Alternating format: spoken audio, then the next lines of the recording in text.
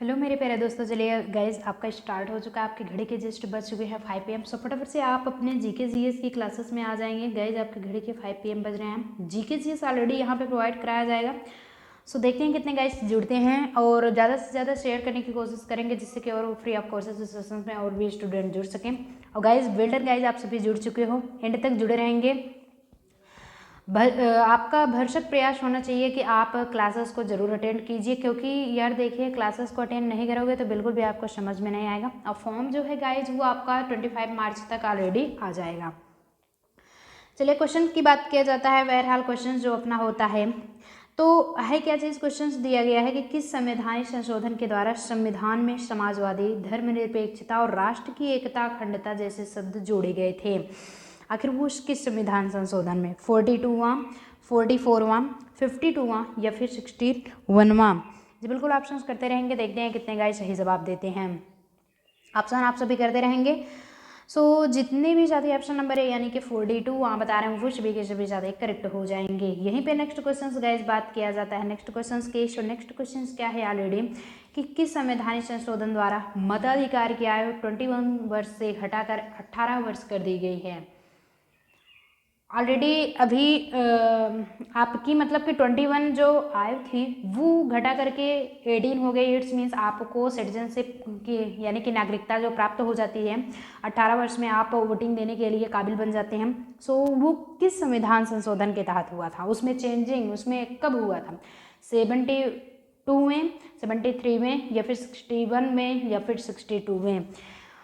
बहुत ही important question आपके चल रहे हैं और पीडीएफ वाले बिल्कुल भी ये नहीं दे सकते हैं, बेनिफिट नहीं पा सकते हैं क्योंकि इंपॉर्टेंट जस्ट पीडीएफ वालों के लिए ये चीज़ रिमूव हो जाती है। क्वेश्चन तो रहेगा बट वो स्टेप नहीं रहेगी जिसमें आप कंफर्म कर सकें। जितने भी साथी ऑप्शन नंबर सी यानी कि 61 में बता रहे हैं वो सभी के सभी साथी करेक्ट हो जाएंगे। वेल डन गाइज, आप लोग ऐसे ही आंसर करते रहिए और भरसक प्रयास कीजिए कि आप लोग लास्ट एंड तक बने रहेंगे। और नेक्स्ट क्वेश्चन होता है कि भारतीय संविधान के 73वें संशोधन का संबंध किससे है? नगर पालिका से है, पंचायती राज से है, केंद्र राज्य संबंध से या फिर काम के अधिकार से? वेल डन गाइज, आप सभी आंसर करते रहेंगे। जी बिल्कुल पंचायती राज से है। 73वें यानी कि संविधान संशोधन के 73वें जो संशोधन है वो पंचायती राज से रिलेटेड है। अब यहीं पे नेक्स्ट क्वेश्चन बात होता है गाइज कि भारतीय संविधान में किस अनुच्छेद के आधार पर संशोधन किया जा सकता है, यानी कि उसमें बदलाव किया जा सकता है? अनुच्छेद 365, 366, 67 या फिर 68?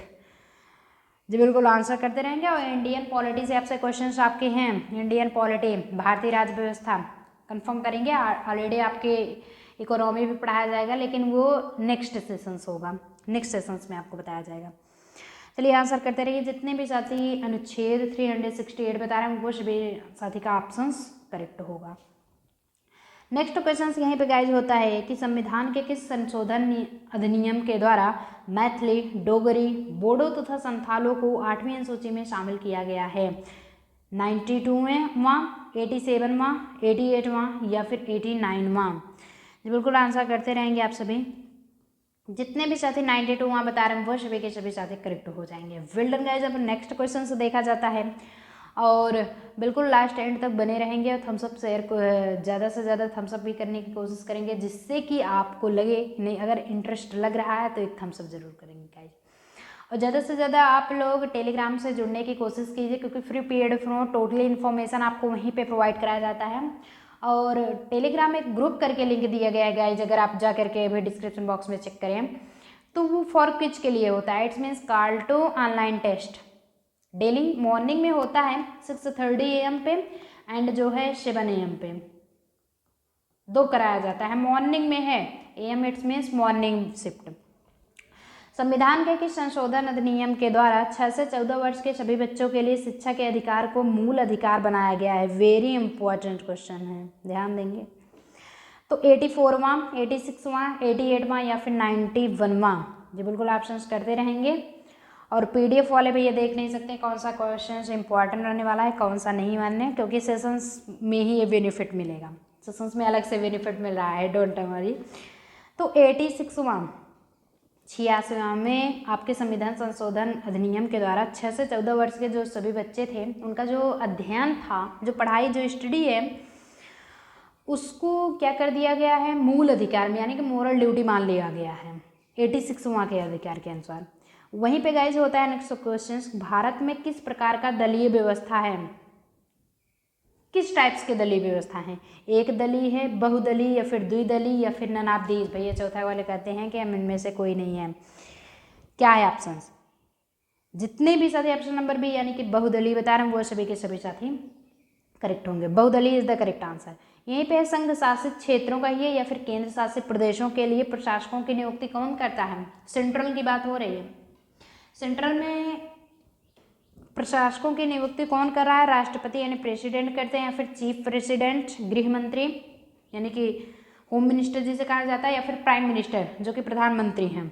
168 जी बिल्कुल आंसर करते रहेंगे राष्ट्रपति। President is the main important, सबसे ऊपर उच्च पदवी पे भी है क्योंकि सेंट्रल है, सेंट्रल की बात भाई सबसे उच्च की है और जब सबसे उच्च की होगी तो सबसे बड़े ये क्या कौन होंगे, राष्ट्रपति। और president is the correct answer. जितने भी गाइज प्रेसिडेंट बताए हों सभी के सभी ऑप्शंस करेक्ट होंगे। यहीं पे गाइज नेक्स्ट क्वेश्चन अगर देखा जाए कि संविधान की 8वीं अनुसूची में सम्मिलित भाषाओं की संख्या कितनी है, 14 है, 15 है, 18 या फिर 22। ऑप्शंस करते रहेंगे आप सभी। जितने भी साथी 22 बता रहे हैं वो सभी के सभी साथी वेल डन गाइज, आप सभी का आंसर करेक्ट होगा। और जिन भी गाइज का आंसर सही नहीं हो रहा है डोंट माइंड, कोशिश करते रहिए क्योंकि practice is the most important in our life. अगर कोशिश करेंगे तो ज़रूर श्योर है निश्चित हो गया आपकी जीत। और साथ साथ आपको ये बताया जाता है गाइज कि ये मत सोचिए कि लाइव चैट यहाँ पे किसी का यार नहीं पढ़ा जाता है, यहाँ पे लाइव चैट सभी का पढ़ा जाता है। कुछ भी प्रॉब्लम हो आप तुरंत के तुरंत पुटअप कीजिए, कोई प्रॉब्लम्स हो तो आप उसका फेस कीजिए, वहाँ से बैकअप की कंडीशंस ना अपनाइए। आप सोचिए कि स्किप कर जाए सेशंस को, इससे कुछ नहीं होने वाला है, कुछ नहीं आएगा। पूछने की कोशिश कीजिए, पढ़ने की कोशिश कीजिए। यहीं पे नेक्स्ट होता है गाइज कि सरकारिया आयोग संबंधित है, किससे संबंधित है, नदी जल विवाद से, अंतर्राज्यीय संबंधों से, केंद्र राज्य संबंध से या फिर उपरोक्त तीनों से। आंसर करते रहेंगे आप सभी। जितने भी साथी केंद्र राज्य संबंध से बता रहे हैं वो सभी साथी सही हो जाएंगे। सरकारिया जो आयोग होता है ना वो ऑलरेडी केंद्र राज्य यानी कि सेंट्रल और स्टेट से रिलेशनशिप रखता है। यहीं पे नेक्स्ट होता है, नेक्स्ट क्वेश्चन से आपको प्रोवाइड कराया गया भारतीय संविधान में अवशिष्ट अधिकार हैं यानी कि बचे हुए जो अवशिष्ट जो अधिकार कौन कौन से किसके पास होते हैं, राज्यों के पास या फिर केंद्र के पास, न्यायपालिका के पास या फिर केंद्र एवं राज्यों के पास। बताते रहेंगे आप सभी। और अगर है संविधान है, कॉन्स्टिट्यूशन है तो ऑलरेडी केंद्र के पास ही तो होगा, किसी और के पास होगा, किसी और के पास नहीं। ये जो अवशिष्ट अधिकार जो मोरल ड्यूटी होगी ये ऑलरेडी केंद्र सरकार के ही पास होगी।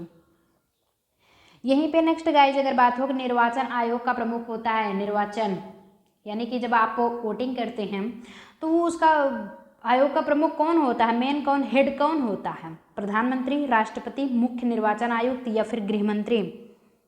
भैया मुख्य निर्वाचन आयुक्त जो होगा प्रेजेंट टाइम में जो आयुक्त होगा वही तो होगा ना, तो इसलिए निर्वाचन आयोग का प्रमुख कौन होता है, मुख्य निर्वाचन आयुक्त। यहीं पे होता है कि इम्पॉर्टेंट आपके लिए रखता है ये बात कि उपचुनाव कब कराया जाता है। जो उपचुनाव होता है वो कब कराया जाता है, 2 वर्ष लाटर यानी कि 2 वर्ष बाद, 3 वर्ष बाद या फिर 5 वर्ष बाद या फिर जब आवश्यक हो, व्हेन टाइम्स नेसेसरी, जब भी आवश्यक होता है तभी करा लिया जाए। हर मंथ कहा जाए तो हर मंथ करा लिया जाए जी नहीं, ऐसा कुछ नहीं है कि है क्या चीज़ है जी, बिल्कुल ऐसा ही है, जब आवश्यक हो तभी कराया जाता है। कोई निश्चित नहीं कि हर मंथली ही कराया जाएगा, जब भी ज़रूरत होगी तो ही। और इम्पॉर्टेंट हट जाता है क्योंकि आपके कंफर्म से तो सिर्फ सेशंस वाले गाइज आप सभी देख ले सकते हो। इंपॉर्टेंट है सो टेक ए स्क्रीनशॉट रखते चलेंगे।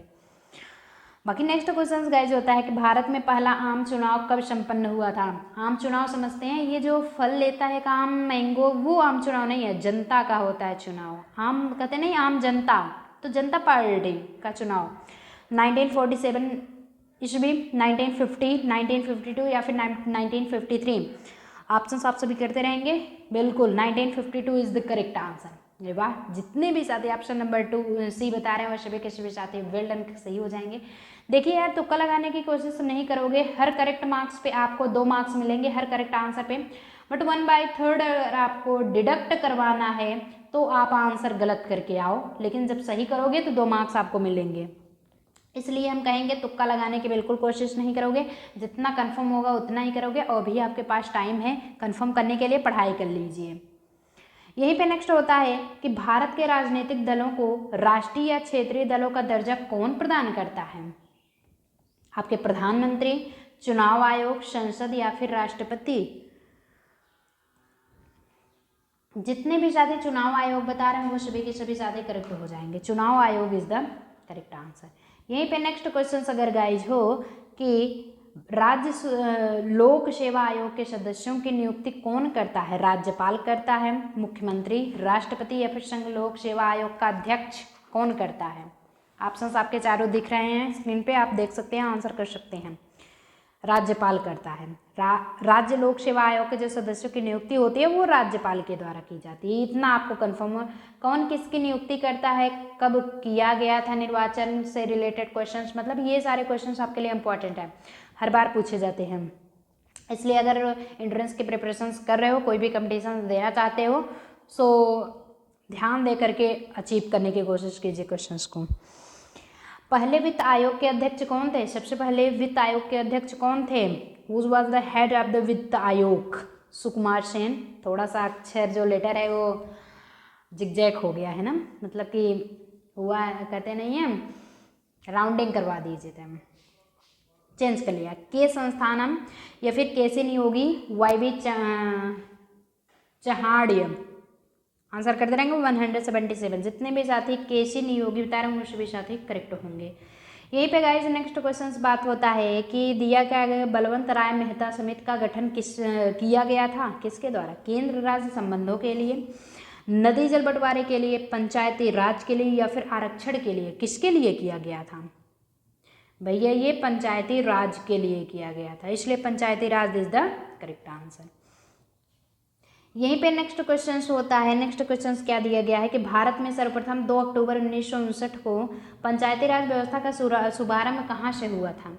सबसे पहले पूछेंगे 2 अक्टूबर 1959 को क्या हुआ था? तो पंचायती राज व्यवस्था का भैया शुभारंभ हुआ था, लेकिन कहाँ से हुआ था? राजमुंद्री आंध्र प्रदेश, सीतामढ़ी बिहार से, फैजाबाद उत्तर प्रदेश या फिर नागौर राजस्थान से? कहाँ से हुआ था ये आपको कंफर्म करना है। जी बिल्कुल, नागौर राजस्थान से हुआ था। पंचायती राज व्यवस्था का शुभारंभ 2 अक्टूबर 1959 को हुआ था, वो भी नागौर राजस्थान से।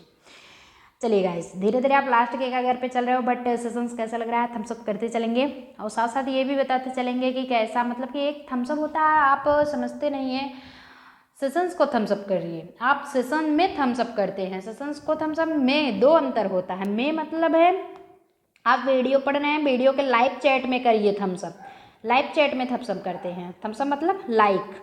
लेकिन जब सेशन को कहा जाता है, को का मतलब है जो वीडियो आप देख रहे हो, जो सेशन से जुड़े हो, उसको सेशंस को थम्स अप किया जाता है ना।